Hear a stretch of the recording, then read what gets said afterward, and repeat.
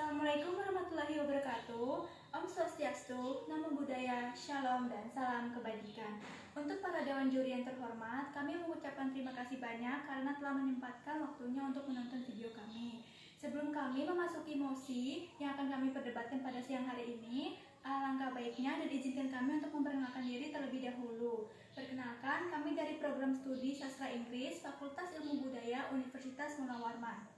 Nama saya adalah Nabila Febrigianti Marpaung sebagai pembicara pertama. Kemudian di sebelah saya ada Risma Aisyah Putri sebagai pembicara kedua. Setelah itu ada Sri Suryanti Utami sebagai pembicara ketiga. Dan yang terakhir ada Muhammad Andre putra pertama sebagai pembicara keempat. Jadi, mosi yang akan kami perdebatkan pada siang hari ini adalah mosi yang bertemakan maraknya ujaran kebencian di kalangan pengguna sosial media. Untuk para dewan juri yang terhormat, kami menyatakan secara tegas, lugas, dan penuh keyakinan dan menolak penuh mosi debat kali ini dengan argumentasi-argumentasi yang akan kami paparkan. Sebelum itu, izinkanlah kami untuk menjelaskan sedikit mengenai konsep kebencian dan media sosial yang akan kami bawakan. Yang pertama adalah ujaran kebencian. Kebencian itu adalah sesuatu yang merasa tidak disukai atau tidak disenangi menurut KBBI. Sedangkan media sosial adalah platform digital yang memfasilitasi pengguna untuk membagikan konten. Nah, kontennya itu bisa berupa tulisan, foto maupun video. Kemudian juga bisa untuk menyediakan fasilitas untuk melakukan aktivitas sosial.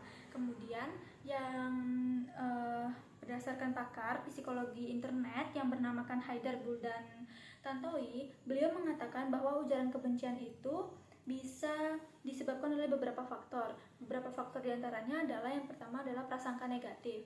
Nah, prasangka negatif ini terjadi karena dalam pribadi netizen ada prasangka negatif kepada suatu kelompok yang menurut mereka tidak sesuai dengan norma sosial yang menurut mereka tidak cocok ataupun tidak baik untuk dilakukan. Kemudian yang kedua adalah bukan prasangka buruk maksud saya, tapi istilahnya adalah trolling. Trolling adalah untuk kesenangan diri sendiri. Maksudnya ini adalah ketika seseorang itu ingin memberikan ujaran kebencian karena untuk kesenangan dia sendiri gitu. Karena dia seperti senang merasa bahagia untuk melihat orang lain itu kesusahan. Itulah beberapa faktor yang berdasarkan dari Haidar Buldan Tantowi mengapa ada ujaran kebencian itu terjadi di media sosial.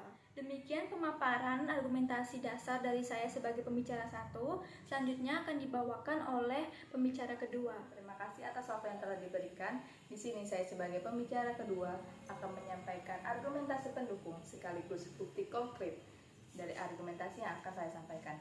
Berdasarkan mosi pada kesempatan kali ini yaitu maraknya ujaran kebencian di kalangan pengguna media sosial.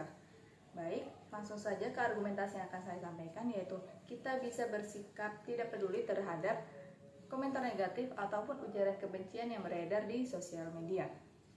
Seperti yang kita ketahui bahwasanya kita hidup di zaman yang sudah modern yang dimana terdapat fitur-fitur yang bisa membantu kita untuk membatasi diri kita dari hal-hal yang tidak ingin kita lihat.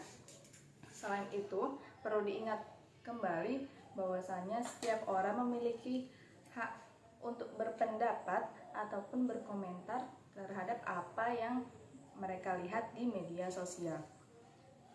Dan selain itu, seperti yang sudah disampaikan oleh pembicara pertama bahwasanya ujaran kebencian berasal dari prasangka buruk yang dimana itu sudah di luar jangkauan kita dan kita tidak bisa mengontrol orang lain untuk selalu berperilaku baik. Baik, untuk contoh yang akan saya bawakan yaitu KKI di mana dia mendapatkan banyak sekali ujaran kebencian dan juga judgmental dari masyarakat maupun di segala platform sosial media, tetapi KKI sendiri tetap bersikap tidak peduli terhadap komentar tersebut. Justru hal tersebut menjadi privilege untuk dia, di mana dia bisa mendapatkan uang, mendapatkan popularitas, dan juga dikenal banyak orang. Sekian argumentasi yang telah saya sampaikan. Selanjutnya akan disampaikan oleh pembicara ketiga. Terima kasih. Wassalamualaikum. Baik, di sini saya sebagai pembicara ketiga akan menambahkan dan memperkuat argumentasi dari pembicara kedua. Di sini saya akan membawa beberapa argumentasi tambahan. Yang pertama adalah ketika kita sudah yakin untuk mengunggah suatu konten di sosial media, maka kita juga harus siap terhadap respon-respon yang diberikan oleh orang yang melihat konten kita, baik itu respon positif maupun respon negatif. Dan respon negatif itu tentunya tidak bisa kita hindarkan. Maka dari itu kita juga harus paham bahwa tidak semua orang akan memberikan respon positif, termasuk seperti ujaran kebencian. Dan sebenarnya ujaran kebencian ini bisa kita jadikan bahan introspeksi diri. Apakah kita ada melakukan tindakan-tindakan yang melanggar norma sosial atau tindakan yang merugikan beberapa pihak. Dan tentunya itu kita bisa menjadi pribadi yang lebih baik lagi dari sebelumnya. Seperti misalnya Cimoy, kita bisa lihat bahwa dulu Cimoy mempunyai personal branding yang bisa dikatakan tidak begitu bagus di sosial media. Namun ketika dia mendapatkan beberapa komentar negatif atau ujaran kebencian, dia bisa merubah dirinya menjadi pribadi yang lebih baik lagi di sosial media. Seperti itu. Itu saja argumentasi yang bisa saya sampaikan sebagai pembicara ketiga. Selanjutnya akan dilanjutkan oleh pembicara keempat. Terima kasih kepada pembicara ketiga. Berikut adalah kesimpulan atas argumentasi yang akan saya sampaikan. Kontrol yang kita miliki di media sosial hanya berkutat pada konten dan reaksi kita terhadap pendapat orang lain. Cara terbaik yang bisa kita lakukan adalah dengan membuat limitasi atas apa yang kita lihat dan mengambil setiap pelajaran dari respon-respon yang kita dapat di sosial media. Demikian adalah pemaparan argumentasi dan kesimpulan dari kelompok kami. Sekian, terima kasih. Wassalamualaikum warahmatullahi wabarakatuh dan selamat siang.